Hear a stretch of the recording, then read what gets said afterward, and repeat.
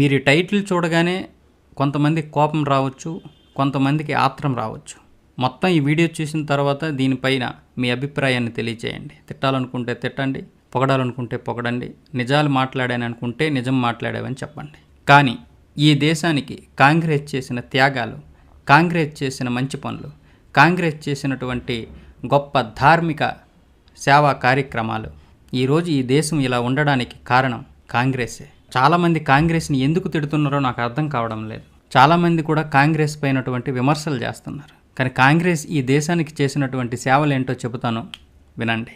21 లక్షల మంది హిందువులను చంపిన తర్వాత కూడా పాకుకు 65 కోట్ల రూపాయలు ఇచ్చినటువంటి పార్టీ, మత ప్రాతిపదికగా పంపకం చేసినప్పటికీ 7 కోట్ల ముస్లింలను ఈ దేశంలోనే ఉంచినటువంటి పార్టీ, హిందువులు లేని కాశ్మీరును తయారు చేసింది, సెక్యులర్ పదాన్ని రాజ్యాంగంలో చేర్పించింది, 8 రాష్ట్రాలలో హిందువులను అల్పసంఖ్యాకులుగా చేసింది, ఏఎంయూలో ముస్లిం పదాన్ని చేర్చింది, బీహెచ్ఈలో హిందూ పదాన్ని చేర్చడానికి వ్యతిరేకించింది, కాశ్మీర్ సమస్యను జటిలం చేసింది, జేకేలో చట్టం నందలి సెక్షన్ 35A 370లను పెట్టింది, పట్టుబడిన 93,000 పాక్ సైనికులను వదిలిపెట్టి జయింపబడిన POKను తిరిగి గిఫ్ట్గా ఇచ్చేసింది, 90,000 స్క్వేర్ కిలోమీటర్లతో పాటు కైలాస మానస సరోవరంను చైనాకు అప్పగించింది, జేకేలో రోహింగ్యాలకు పునరావాసం కల్పించింది, బంగ్లాదేశీ ముస్లింలను దేశంలో చొప్పించి ఓటు బ్యాంకు పెంచుకుంది, NRCని వ్యతిరేకించింది, దేశ ద్రోహులను రక్షించడానికి రాత్రి 2 గంటలకు సుప్రీంకోర్టును తెరిపించింది, 2,700 సిక్కులను హత్యాకాండ చేసింది, దూరదర్శన్లో సత్యం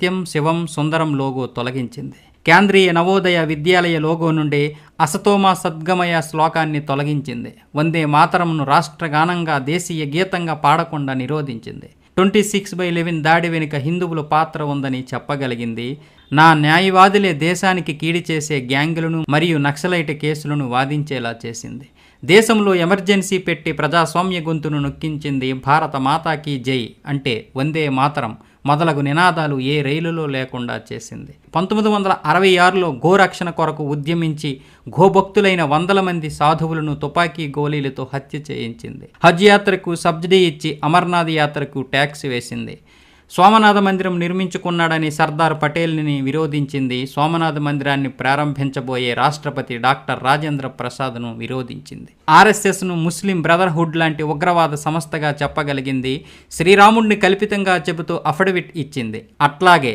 రామసేతును విరిచేసే ప్రయత్నమూ చేసింది, భారత్కు UNOలో లభించే సభ్యత్వం వీటో అధికారం చైనాకిచ్చింది, మీరందరూ సెక్యులర్ హిందువులు అయిపోండి అంతే, హిందుస్థానును హిందూ ముక్తుస్థానుగా మార్చేసింది, ఆరోపణలన్నీ RSSపై పడేసింది. అర్థమవుతుందా ఏం చెబుతున్నాను? ఇప్పటికైనా మీ సెక్యులర్ భావజాలాన్ని విడనాడండి. మీ నీతి వాక్యాలు, మీ సెక్యులర్ భావజాలాన్ని కింద ఎక్కడైనా పెట్టుకోండి. బంగ్లాదేశ్లో ఏం జరుగుతుందో తెలుసుకోండి, పాకిస్తాన్లో ఏం జరుగుతుందో తెలుసుకోండి, అంతెందుకు మన దేశంలో ఏం జరుగుతుందో తెలుసుకోండి. పనికిరాని మీటింగులు ఎట్టుకుంటూ పనికిరాని విషయాల గురించి మాట్లాడుకునే మీరు ఈ దేశ సనాతన సంస్కృతి ఏ విధంగా నాశనం చేయబడుతుందో తెలుసుకోలేకపోతున్నారు. ఆర్టికల్ 25, 28, 30 HRCE చట్టం 1951లో చేసింది, 1956లో HBC చట్టం చేసింది, 1975లో సెక్యులరిజాన్ని రాజ్యాంగంలో కూర్చారు, 1992లో సెక్యులరిజాన్ని చట్టం చేశారు, 1991లో POW చట్టం చేశారు, 1995లో వక్ఫ్ చట్టం చేశారు. ఆర్టికల్ 28 ద్వారా హిందువుల నుండి మత విద్యను తీసేశారు, కానీ ఆర్టికల్ 30 ద్వారా ముస్లింలు మరియు క్రైస్తవులకు మత విద్యను అనుమతించారు. 1951లో HRCE చట్టం అమలు చేయడం ద్వారా హిందువుల నుండి అన్ని దేవాలయాలు మరియు పుణ్యక్షేత్రాల డబ్బును లాక్కున్నారు. విడాకుల చట్టం, హిందూ కోడ్ బిల్లు ప్రకారం వరకట్న చట్టం ద్వారా హిందూ కుటుంబాలను నాశనం చేయగలిగారు, కానీ ముస్లిం వ్యక్తిగత చట్టాన్ని తాకలేకపోయారు. బహుభార్యత్వాన్ని అనుమతించారు, తద్వారా వారు తమ జనాభాను పెంచుకోవడం కొనసాగించారు. ముస్లిం అబ్బాయిలు హిందూ అమ్మాయిలను సులభంగా పెళ్లి చేసుకోవడానికి వీలుగా 1954లో ప్రత్యేక వివాహ చట్టం తీసుకొచ్చారు. 1975లో ఎమర్జెన్సీ విధించి రాజ్యాంగంలో సెక్యులరిజం అనే పదాన్ని బలవంతంగా జోడించి బలవంతంగా భారతదేశాన్ని సెక్యులర్గా మార్చగలిగారు. కాంగ్రెస్ ఇక్కడతో ఆగలేదు. 1991లో మైనారిటీస్ కమిషన్ చట్టాన్ని తీసుకొచ్చి ప్రకటించింది. స్కాలర్షిప్ లాంటి ప్రభుత్వం ప్రత్యేక హక్కులను ఇచ్చింది, మైనారిటీ చట్టం కింద వారికి లబ్ధి చేకూర్చింది. 1992లో హిందువులు తమ దేవాలయాలను చట్టబద్ధంగా వెనక్కి తీసుకోకుండా అడ్డుకోగలిగింది.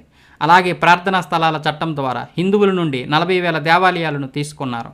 వాటిపైనే ఇప్పుడు మసీదులు నిర్మించారు.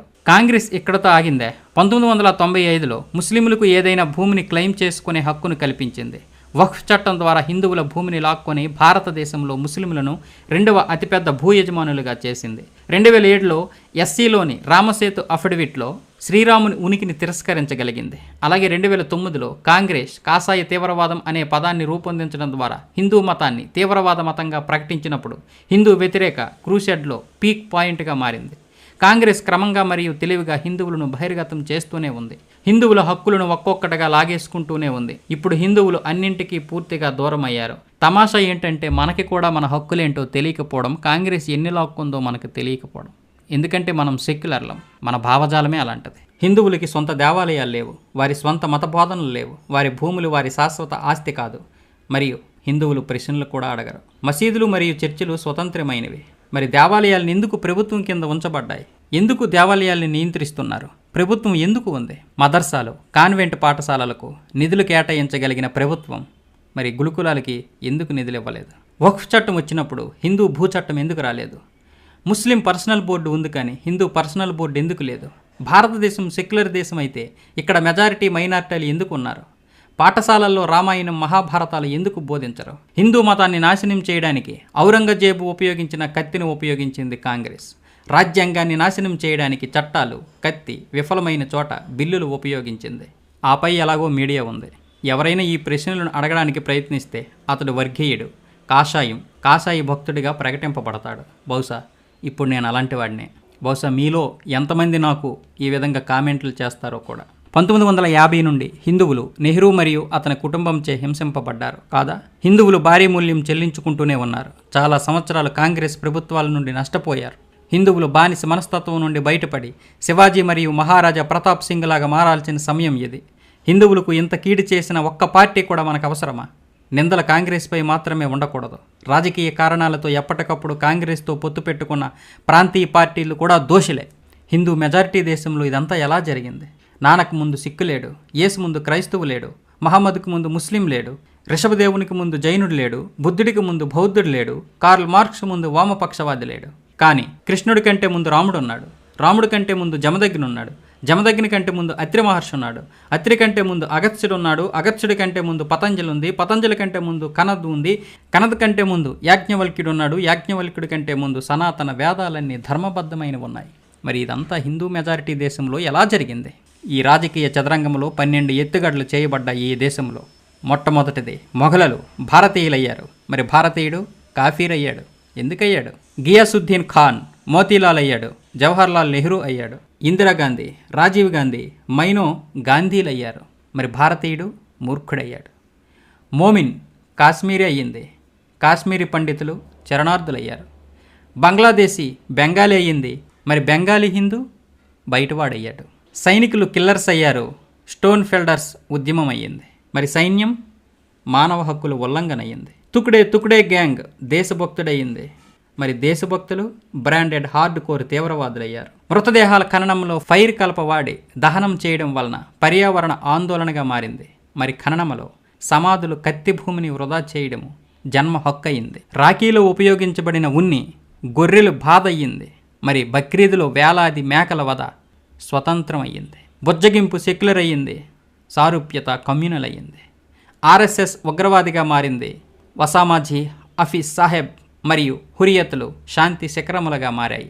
భారతమాత చిరకాలం జీవించు అనే పదం అంటే భారత మాతాకి జై అన్న నినాదం కమ్యూనల్ అయ్యింది.